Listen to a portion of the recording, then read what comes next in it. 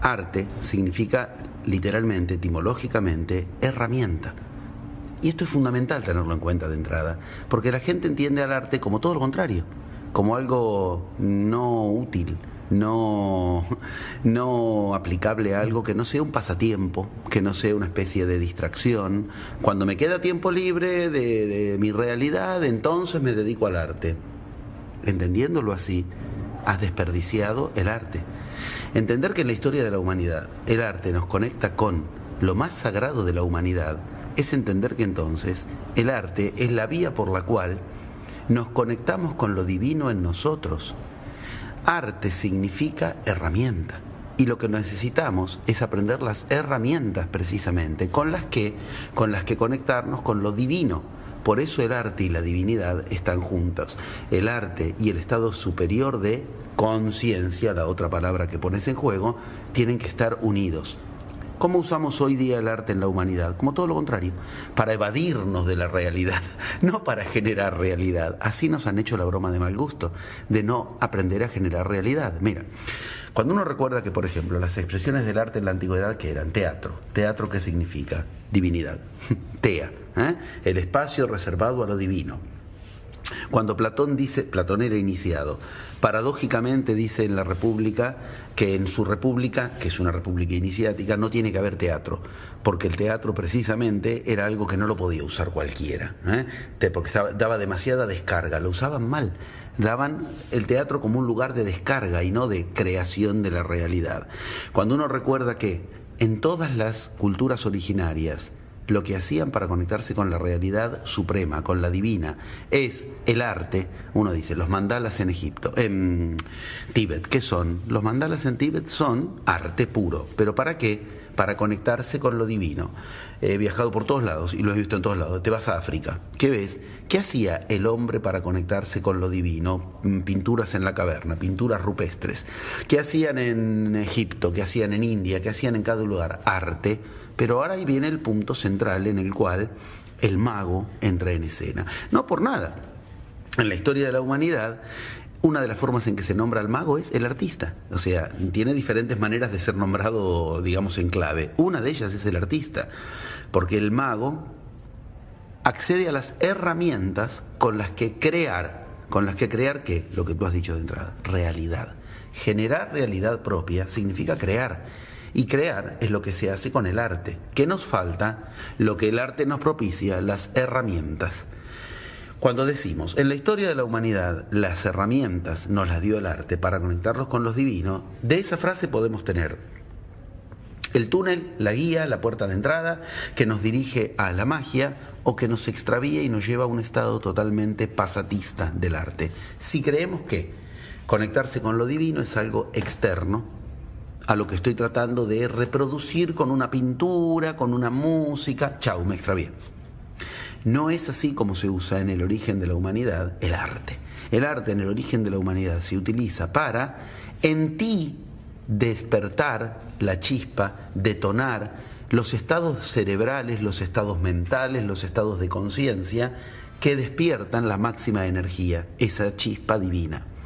Entender que esto se tiene que hacer con una técnica, que es la técnica de la magia, nos lleva a un lugar completamente distinto de lo que entendemos habitualmente por arte. Entonces, de entrada, podemos ubicar algunos conceptos básicos de los que podemos retomar, los que te parezcan efectivamente más operativos, más cercanos al interés tuyo y de la audiencia. Pero las primeras cuestiones son, si hablamos de magia, hablamos de creación de la realidad. Para crear un edificio, para crear algo, ¿qué necesito? Herramientas. Pues bien, la herramienta se llama el arte. El arte es ese acto de creación que a su vez es herramienta. Ahí vienen las grandes preguntas. ¿Y qué hago y cómo hago para con el arte crear realidad?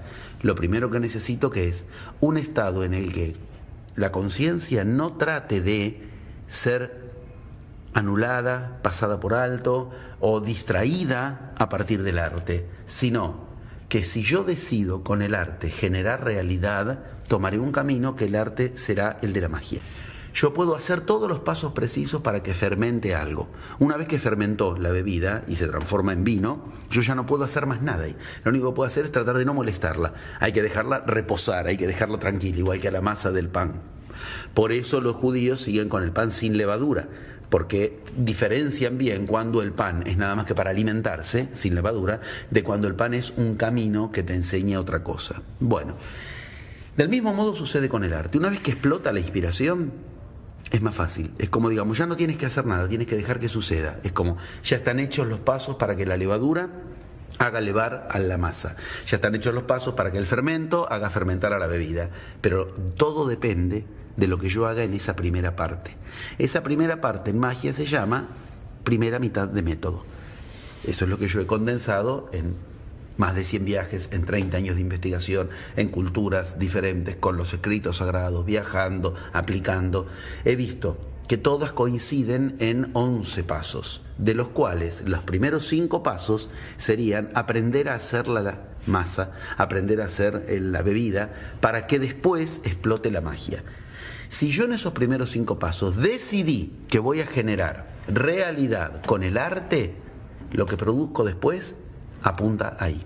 Si yo en esos primeros pasos decidí que voy a hacer algo nada más que para pasar un rato, para pasarla bien, para sentirme bien o para evadirme de la realidad, entonces está muy bien, bárbaro, es una decisión, pero eso no es para lo cual el humano tiene el acceso del arte como herramienta. Mira, la palabra arte en sí misma es una palabra sumamente reveladora. Incluye una sílaba sagrada, una sílaba que en la historia de la humanidad es una sílaba, por decirlo así, clave, que siempre codifica caminos divinos, el ar. Ar es una de las 3 sílabas sagradas en Egipto. Fíjate, por ejemplo, el camino de lo que se llama Cristo hoy día, el camino del cristianismo, se nombra como el camino del carnero para los judíos, tiene el ar. Tú te vas al karma, tiene el ar. Tú te vas al tarot, tiene el ar. Te vas al dharma, karma y dharma. El dharma, el concepto sagrado central de toda la cultura budista, tiene el ar, que trato de que se entienda. Hay una sílaba genialmente clara que nos enseña que cuando ahí está en juego esa sílaba, lo que hay atrás de eso es iniciación, es magia. Arte tiene esa sílaba. ¿Qué quiere decir? Eso es para la magia. El principal problema por el que la humanidad con el arte no logra otra cosa que una cuestión que parece ser secundaria, lamentablemente, para el humano, como digamos, yo no me puedo ocupar de esto, tengo que ocuparme de la realidad, es que nos han separado el ar del tea. Arte implica una iniciación para el té, el tea. Ese té es lo que tengo que iniciar a través de esa herramienta. Para esto yo tengo que tomar decisiones. Las decisiones las puedo tomar en la primera mitad. Una vez que explote en mí la inspiración, dejo que la levadura siga sola, haciendo su camino. Pero yo tengo que decidir de entrada si la obra que voy a hacer la voy a generar para pasar un rato o para divertirme nada más. Está muy bien, nadie lo critica, nadie lo censura, pero el arte era una herramienta para la iniciación de lo divino en lo humano. Si decido eso, decido magia. De esto, si quieres, podemos hablar.